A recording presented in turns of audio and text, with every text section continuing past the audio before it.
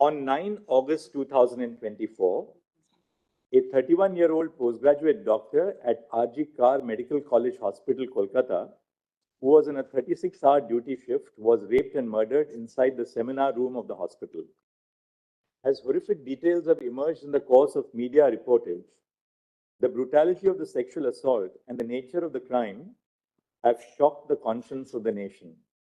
The name and graphic images of the deceased have been widely circulated on social media without regard to her privacy or dignity. Writ petitions were instituted before the Calcutta High Court seeking, among other things, a court-monitored investigation of the crime and the conduct of the hospital authorities, including the role of the principal of the medical college and other officials by a special team of investigating officers. It has been alleged that the parents of the deceased were initially informed that their daughter had committed suicide. They were permitted to see the dead body after several hours, and a first information report in regard to the murder was registered belatedly by the police after several hours. By its order dated 13 August 2024, the High Court transferred the investigation to the Central Bureau of Investigation. Following the incident, agitations and protests were called by doctors' associations, student bodies, and civic groups across the country. On the eve of Independence Day, several areas in Kolkata saw protests spurred by the Reclaim the Knife campaign. At 12:30 a.m. on 15 August, when a protest was underway at the hospital, a large mob assembled at the premises of the R.G. Kar Medical College Hospital and vandalized the emergency ward and other departments of the hospital. Following the acts of wanton disruption and vandalism, the Indian Medical Association, a private and voluntary organization of doctors in India, called for a nationwide withdrawal of medical services except emergency services for 24 hours on 17 August 2024. In the aftermath of the brutal incident and the demonstrations which followed, the state government was expected to ensure the deployment of the state machinery to prevent a breach of law and order. It was all the more necessary to do so since investigation of the crime which took place in the precincts of the hospital was underway. We are unable to comprehend how the state was not prepared to deal with the incident of vandalization of the premises of the hospital. Nationwide protests following the brutal incident in R.G. Kar Medical College Hospital have brought the issue of the lack of institutional safety for doctors to the forefront. Medical associations have consistently raised issues of the lack of workplace safety in healthcare institutions.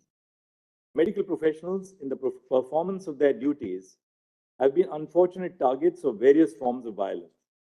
Hospitals and medical care facilities are open throughout the day and night. Medical professionals, doctors, nurses, and paramedic staff work round the clock. Unrestricted access to every part of healthcare institutions has made healthcare professionals susceptible to violence. Patients of relatives in anguish are quick to attribute untoward results to the negligence of medical professionals. Such allegations are immediately followed by violence against medical professionals. In May 2024, two on-duty doctors were allegedly attacked by relatives of a patient who died during treatment in a hospital in West Bengal. In another incident in May 2024 in Bihar, following the death of a 25-year-old pregnant patient, a nurse was allegedly pushed off the first floor of the building by the kin of the patient. In August 2024, a final year resident in a hospital in Hyderabad was allegedly assaulted by a patient's attendants after the patient died due to medical conditions. These incidents of violence are a few among the many that have been unleashed against members of the medical community in the recent past. They are portents of a systemic failure to protect doctors, nurses, and paramedical staff in the confines of hospitals. With few or no protective systems to ensure their safety, medical professionals have become vulnerable to violence.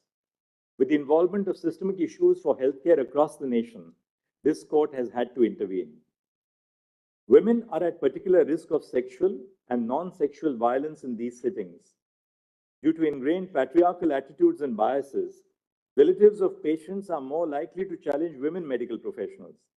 In addition to this, female medical professionals also face different forms of sexual violence at the workplace by colleagues, seniors, and persons in authority. Sexual violence has had its origins even within the institution, the case of Aruna Shanbag being a case in point. There is a hierarchy within medical colleges, and the career advancement and academic degrees of young professionals are capable of being affected by those in the upper echelons.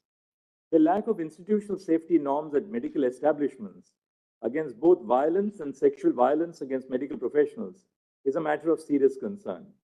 While gendered violence is the source of more malevolent manifestations of the structural deficiencies in public health institutions, the lack of safety is of concern to all medical professionals. Preserving safe conditions of work is central to realizing equality of opportunity to every working professional. This is not just a matter of protecting doctors. Their safety and well-being as health providers is a matter of national interest. As more and more women join the workforce in cutting-edge areas of knowledge and science, the nation has a vital stake in ensuring safe and dignified conditions of work. The constitutional value of equality demands nothing else and will not brook compromises on the health, well-being, and safety of those who provide health care to others. The nation cannot await another rape or murder for real changes on the ground.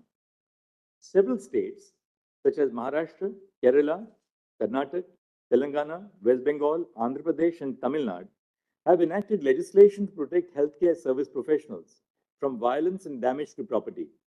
All these enactments prohibit any act of violence against medical professionals. The offense is non-bailable and punishable with 3 years of imprisonment. However, these enactments do not address the institutional and systemic causes that underlie the problem, and enhanced punishment without improving institutional safety standards falls short of addressing the problem effectively.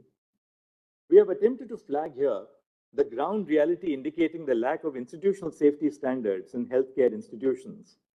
A non-exhaustive formulation is set out below. A.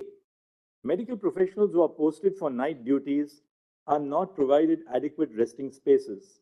More often, doctors rest in the patient's room or in available public spaces. Duty rooms are scant. Separate duty rooms for male and female medical professionals are conspicuous by their absence in most healthcare establishments. B. Interns, residents, and senior residents are made to perform 36-hour shifts in conditions where even basic needs of sanitation, nutrition, hygiene, and rest are lacking. There is an absence of uniformity in terms of a standard national protocol. The fear of retribution prevents most healthcare professionals from questioning the absence of facilities for basic well-being. C. Lack of security personnel in medical care units is more of a norm than an exception. More often than not, medical professionals, which includes young resident doctors, interns, and nurses, are left to handle unruly attenders. Open access to healthcare facilities leaves medical professionals vulnerable to undesirable elements. D. Medical care facilities do not have sufficient toilet facilities. Most often, there is only one common toilet for medical professionals in one department. E. The hostels or places of stay for medical professionals are situated far from the hospital. Doctors and nurses who have to travel to and from the hospital are not provided transport facilities by the institution. Even within the precincts of the sprawling spaces of public hospitals, there is either inadequate or no transportation facilities for the safe commute of professionals. F.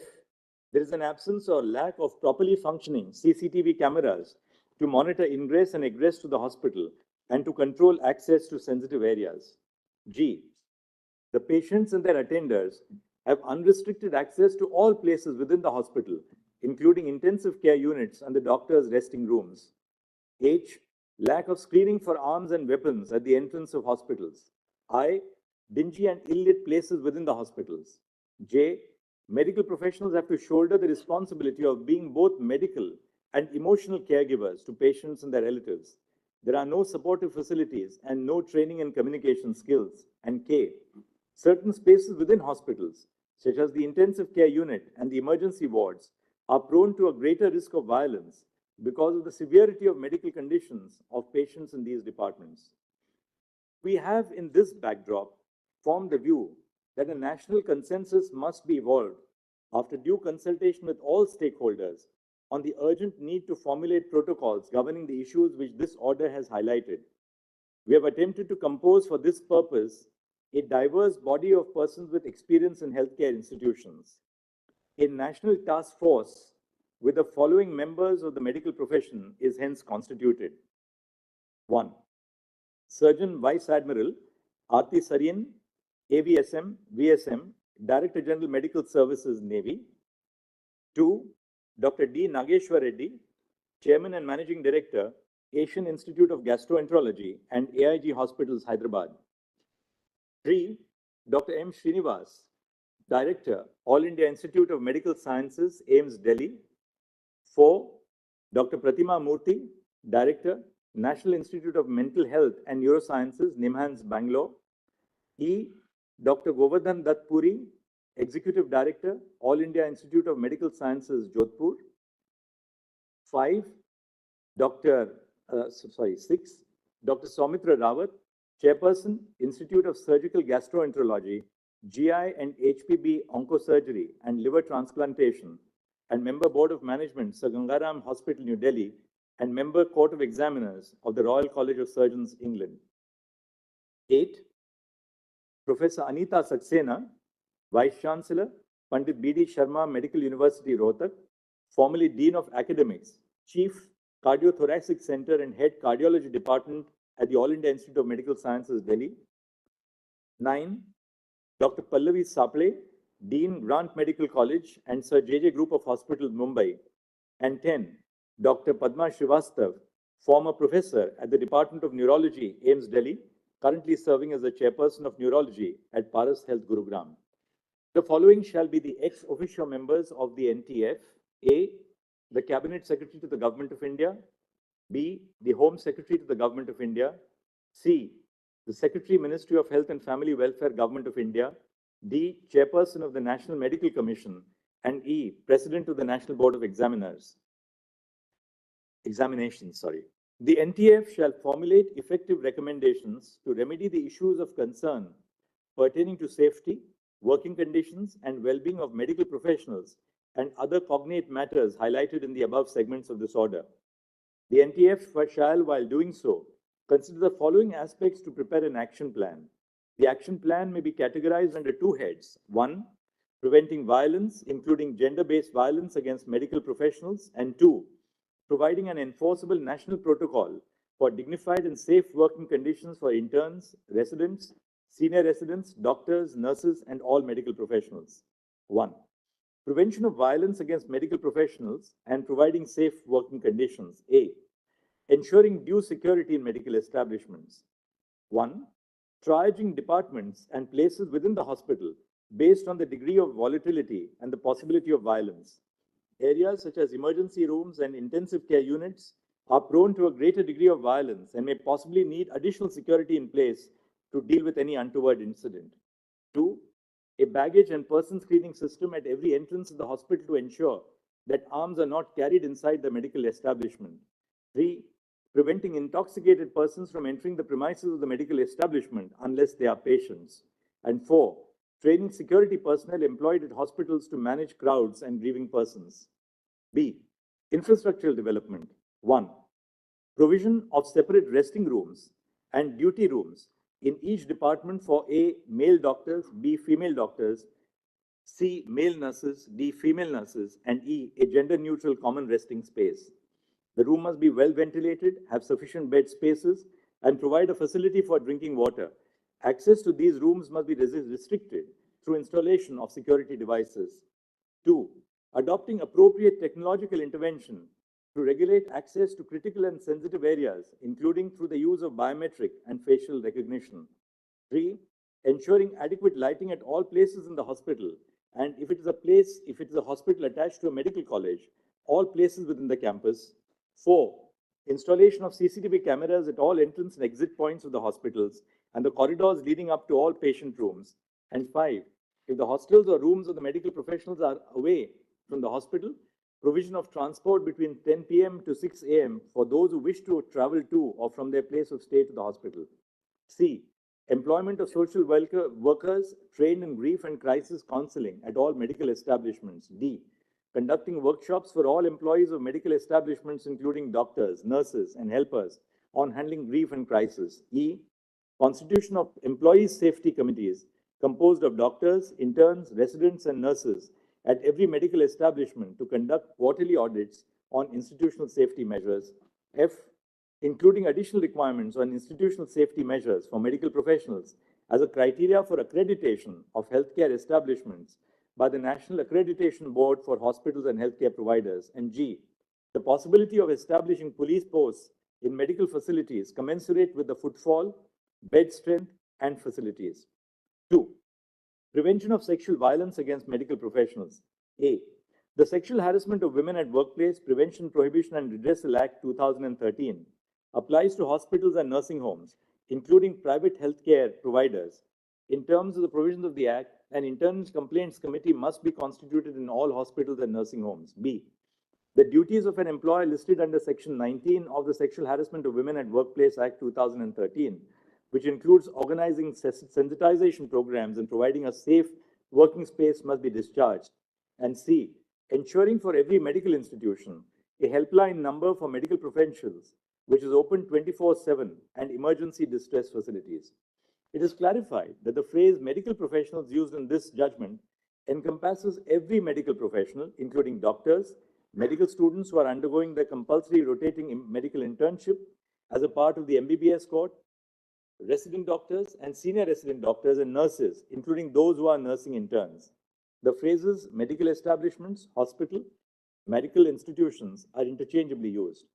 The NTF shall be at liberty to make recommendation on all aspects of the action plan highlighted above and any other aspects which the members seek to cover. They are at liberty to make additional suggestions where appropriate. The NTF shall also suggest appropriate timelines by which the recommendations could be implemented based on the existing facilities and hospitals. The NTF is required to consult all stakeholders. Bearing in mind the gravity and urgency of the situation, we have included the heads of the National Medical Commission and the National Board of Examinations as ex officio members of the NTF. Bearing in mind the national concerns which have been raised over the issue and the high priority which must be given to the creation of safe working conditions in healthcare institutions, we request the Cabinet Secretary to the Union Government to associate with the work of the NTF. The Home Secretary of the Union Government has also been made a member of the NTF in order to facilitate proper coordination with the state governments. The Secretary to the Ministry of Health and Family Welfare of the Government of India will be the Member Secretary of the NTF.